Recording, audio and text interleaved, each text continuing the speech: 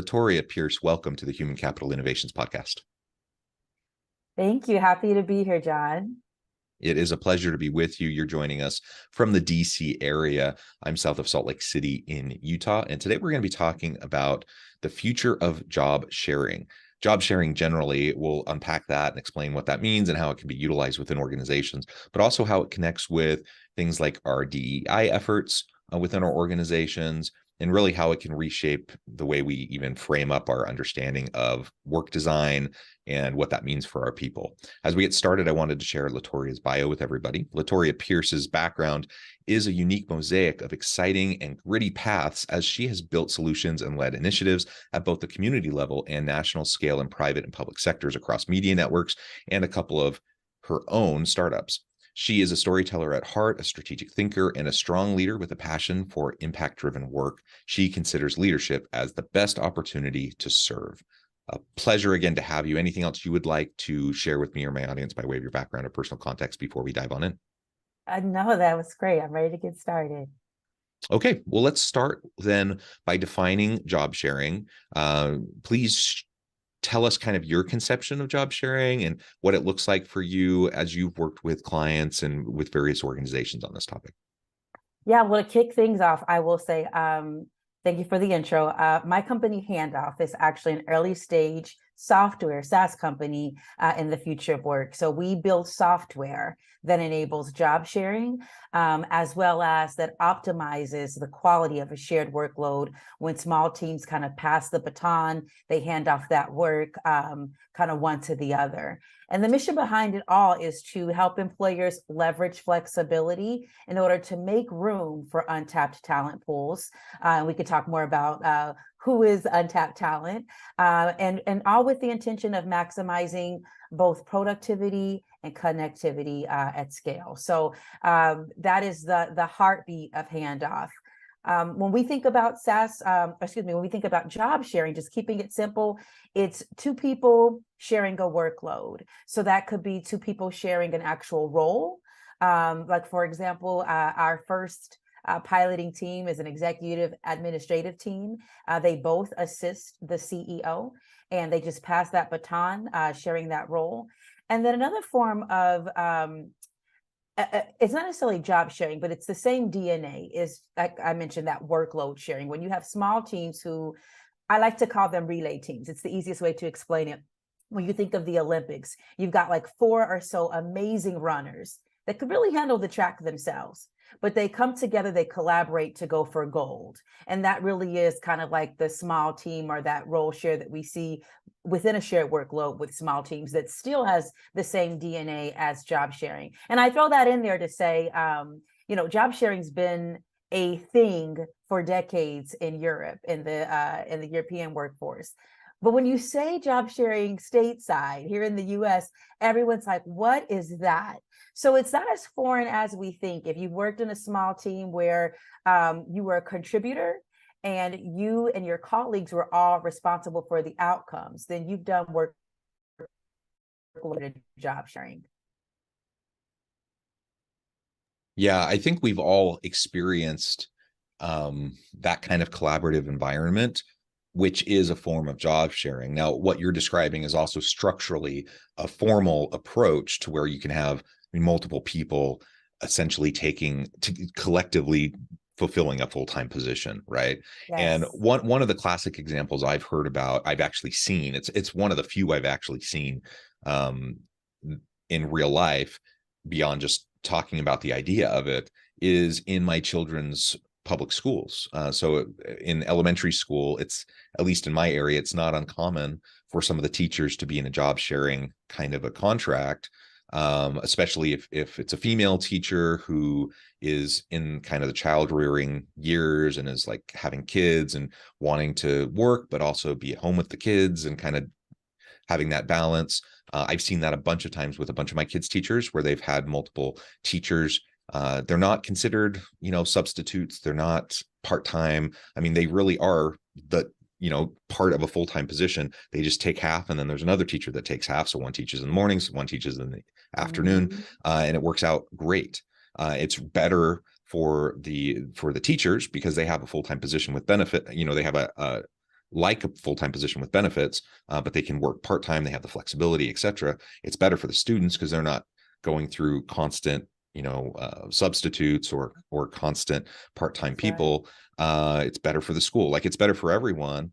And so when I see that kind of an example repeatedly in my own experience and with my children's teachers, I can't help but think, well, why aren't there more? Why don't we see more of this within Yeah. organizations? And I just use the example of a mother, but it could be a father, who's dealing with paternity issues. It could be someone who isn't a parent at all, but just wants to work part-time, like it could be any situation. And I think because of our rigid conception of work design and like a traditional 9 to 5 job, 40-hour work week, etc., we think that we're kind of locked into that, but I don't think we are. No, I agree with you 100%. And I think that on the talent end, actually, I know that on the talent end, the interest and the demand is there. It's one of the first things I learned when Handoff kicked off research and development. We had thousands of candidates who will show up. And I think you created a great segue to talk about these untapped talent pools. The caregiver talent pool alone, so caregiver being your working parents, mostly our mothers, and that's also including that the 16 million single or breadwinning mothers in the workforce. And then you've got your working fathers as well, about 2% single parents.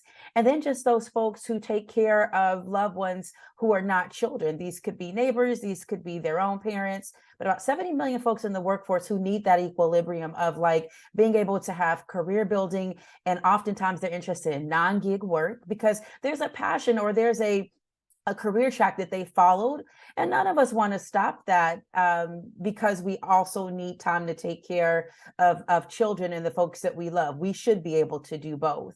And so that's a major untapped pool of talent, that caregiver talent pool, especially when we think about mothers, the single moms in the workforce who really have the skill sets and the passions that employers are looking for, but they're often overlooked because we've got this very just kind of this tunnel vision around what a 40-hour work week looks like. And it's not just your caregivers. Other untapped talent pools are your older working adults who have put a lot of time into the workforce. They're not necessarily ready to retire, but they're not wanting to work full time. They've got lucrative years of skills that could be passed on and shared with the next generation. So how do we create structures or expand to include structures that allow that transaction to happen where they can pass what they've built and what they've learned to the generations to come? You've got veteran workers, immigrant workers. And so there is lucrative, qualified, diverse talent really wanting to, just get their heels in the sand, get into career building work, stay at companies long term. But the opportunity has to give them that equilibrium, that balance that really is a human thing. It's a human need and desire to do the work we love while being present for the moments in life that matter. So you're right. The education space is great. Some of the earlier fields that we're experimenting with and expanding in include group care. And so starting with the spaces where there aren't a ton of red tape, like your group homes, your nursing homes that are independently owned, but yet, state licensed, the business administration space. And this could range across, the executive assistants to the sales roles, marketing and comms, human resources spaces. So some of these areas where folks are just naturally working 40 plus hours a week, and we could easily divide this to benefit productivity even more, but actually activate DEI. We talk about it a lot. We put checks in the boxes with workshops, but when it comes to showing the data or the proof, what does your team look like? How have you made room for folks with diverse lifestyles? And being able to give examples of that. It's something like a handoff, a job share model, simplifying a shared workload that allows us to actually have proof in our efforts to diversify the workforce. Yeah, and so you moved into the DEI connection to job sharing, and I want to explore that some more. But just to put a fine point on some of what you just said. I mean, there's a lot of different groups of people that can benefit from a job sharing mentality. Now, some people really do embrace the gig economy. And so when you talk to people about job flexibility, job design, and, you know, the ability for them to kind of essentially be their own boss and make their own hours and do the projects they want to work on, for many people, you know, being a gig worker is a great option. And they're happy to do contract and contingent work. But there are plenty of people that would still like to more formally be employed by an organization and have the many benefits that are derived from that kind of a relationship, but still have some of that flexibility. And so, you know, I used the example of the teacher, but you just listed off a whole bunch of other examples, really great examples of talent pools that we can tap into if we're willing to rethink the way we design our work. And, you know, there's been so much of a talent shortage, especially in some industries. Some professions have experienced for quite a long time now, huge shortages. Why wouldn't we look for ways to better tap into labor pools that would be interested in those jobs, but just aren't interested in a traditional 40+ hour work week? Another example that I just have in my personal life is my sister-in-law, who's a nurse. Guess what? She works this kind of a scenario, and, you know, she works basically a couple shifts a week. The hospital never has enough nurses. And so that they constantly are looking, and out of necessity, this is what they've done. But I don't think they like it. I think they still wish that everyone would just be full-time, but it's just the necessity. And so they've kind of capitulated and made these types of arrangements. What if we just proactively started to make those arrangements for people? How many new applicants would we get? How many new potential really great talented people would start to come out of the woodworks and apply for positions that previously they would never have even considered, because they weren't willing? One of the areas you talked about is the retirement age. You know, people are living longer, they're staying healthy longer, they can contribute longer, and someone may want to kind of softly move into retirement. Maybe they don't want that executive role anymore, but maybe they still have lots of years left to contribute, and maybe they want to, you know, throttle back a little bit, but they don't want to be completely retired. Why can't we provide opportunities for people like that who have extensive experience, lots of, you know, the corporate history and the knowledge, institutional knowledge and such? Why wouldn't we try to create opportunities for those people to continue to contribute in a major way, in this more flexible way with job sharing types of roles? And it's to our detriment as organizations if we're failing to do that. 100%. I love that. I mean, you said you dropped so many gems there. You and I are, our minds are on the same wavelength when you mentioned to our detriment. I want to say something. I think that employers have to get it. And I don't mean this to be offensive, but I just think that, like, real conversations have to be had. If we're going to talk about it, we got to talk about it. It's to our detriment, not because it's this charitable thing. And mark my word, we can timestamp this, and then we can come back to it in the next, 5 to 7 or 10 years, and see how things have evolved. Any employer out there that does not strategically consider how to expand their hiring alternatives to be inclusive is literally working against their own goals and desires. Let's remove the charitable piece, because that's actually not important here. We're talking about a strategic business decision that delivers on the outcomes, and the productivity that we want, and has an effect on ROI. And it's like, I hear employers talk about these things, and what tends to really move the needle is when there's a form of disruption. But take COVID, we saw about 100% of women left the workforce in December of 2020 stateside. So many conversations were had over 2021. As things started to get somewhat, because we're not all the way out of the weeds, but somewhat better in 2022, now we start seeing these headlines where Time Magazine says that as folks go back to work, the burden's back on women with children. How are we returning to the things that were problematic before disruption? That is what's going to make it detrimental for employers if they don't do something different. Who I will shout out are the folks who are saying we don't have to necessarily uproot our legacy structures and desires, but we do have to expand. I shout out the Zebra startups that are coming out. And these are the folks that employers, when you think about remaining competitive, better look out for. The reason why I say that is because there are new companies that have decided they're making a conscious effort to not build their HR narrative and foundation based on what was. They want to start something fresh and new. They're taking new soil and they're planting seeds that make room for everybody. So if you show up at their door, there's a space where you belong. I've been in conversation with the team over at Random House in one of their departments, and they use this structure called work jams. So when it comes to, we were talking about job sharing and flexibility with them, they don't have a talent issue. There's always talent knocking at their door, and they're always getting referrals, because when you show up at Random House, they meet you, they see what you have to offer, and then they look around to see, where can we get you in here? Where can we get you a seat at the table? Is it a gig style role? Do you want something that's more close to a 9-to-5? Do you want to be full-time, or do you want to be in kind of like this effort of job share? They've got a great structure. What they need to keep that going, of course, and I'm going to be a bit biased in this space, but confidently so, is technology. That is where technology can be used for good. If we can scale it and make sure that 20 years from now, the next generation that comes through the door can have that flexibility, then now we're starting to change things at the root.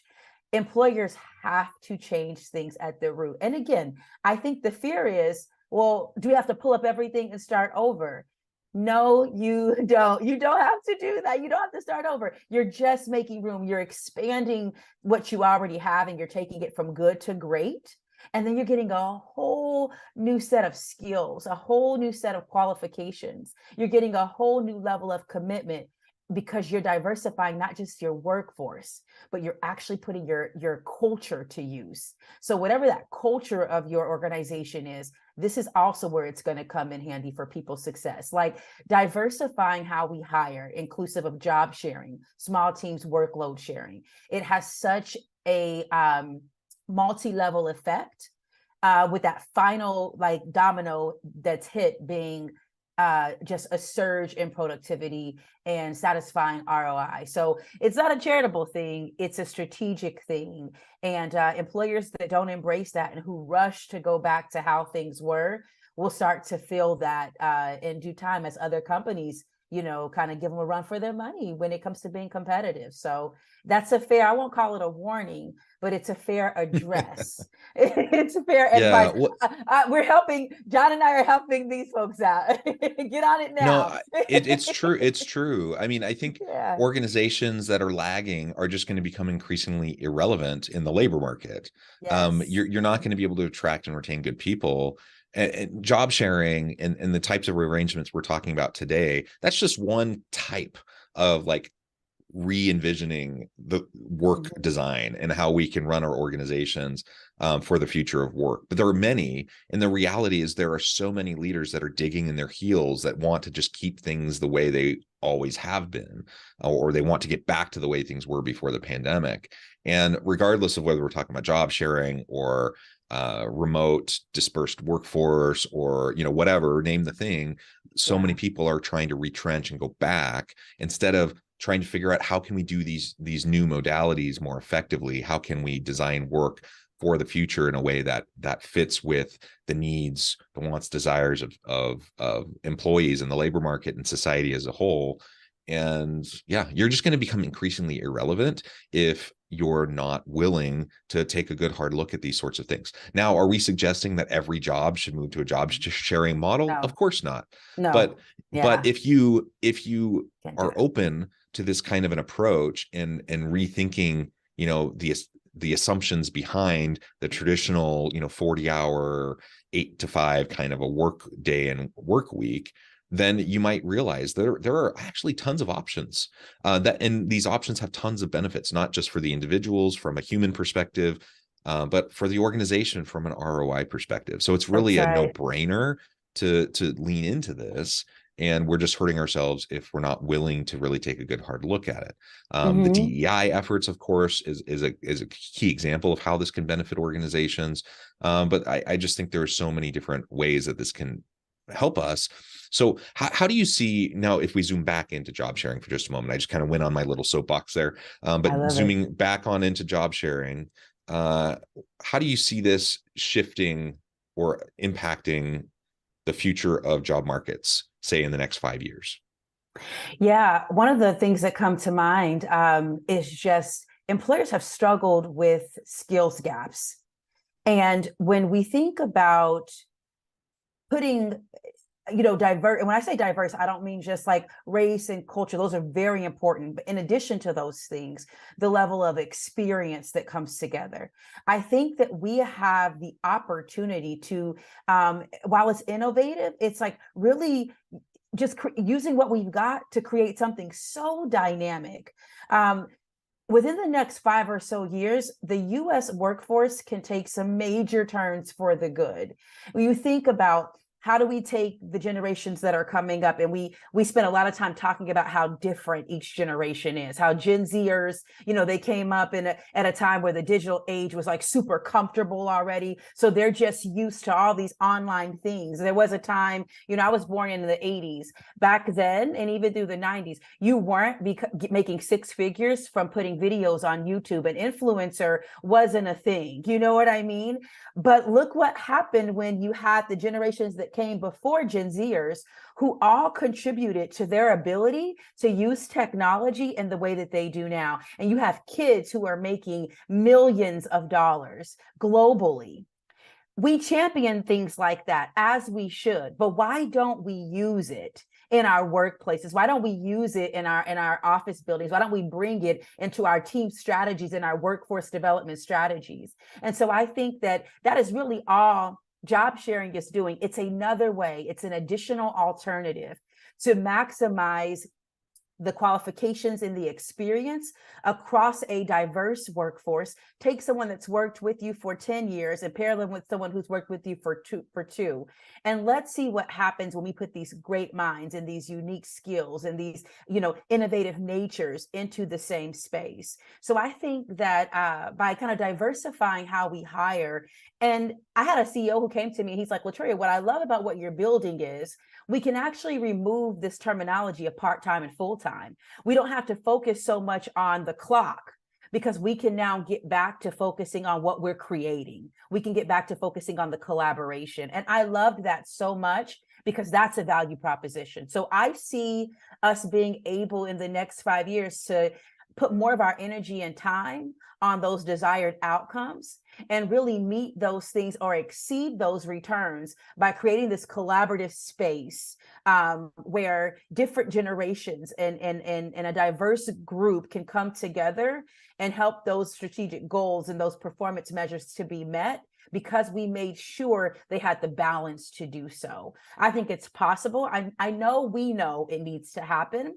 I think that folks just see it as like stateside, we're seeing it in our workforce as a glass half empty. And really, we can get rid of the glass and just get to work. We're already doing it. We're already exhausting efforts to do something different. Why not take a technology like handoff and empower your team to collaborate better, capture that institutional knowledge, be able to replay it tomorrow and 5 years from now and contribute the folks that are pushing the work. I think we're headed in that direction. And if we use technology and these structures in the right way, I think we stand to be highly satisfied to exceed some of those expectations we have around the workforce and to hear some new stories. It is so time to hear new stories, to hear talent of color, to hear women in the workforce, to hear the Gen Zers who are coming up who are saying, I'm not staying at your company for 20 years. They're already arguing before they get there. It's time to hear some new stories, less fussing, and let's have some balance. Let's hear employees who are satisfied because they feel heard and they feel seen, because they find cultures that understand their lifestyles. And this is not just vacation days. That's important, yes. This is not just salary. That's important, yes. But one thing that's invaluable and that's important to productivity, and also I think just people's peace of mind, is time. Now we can talk about the clock. Not that we're like counting each minute, but we're making each minute count. And that's exactly what a structure like job sharing or kind of flexing how we share workloads, that's what it'll change for the future ahead. And I'm confident we're headed in that right direction. We just got to move a little faster. Yeah. And handouts here to help. Yeah, this has been just a wonderful conversation, LaToria. I really appreciate your insights. I note the time. I need to let you go here in just a minute, but before we wrap things up, I wanted to give you a chance to share with the audience how they can connect with you, find out more about your work, and then give us the final word on the topic for today.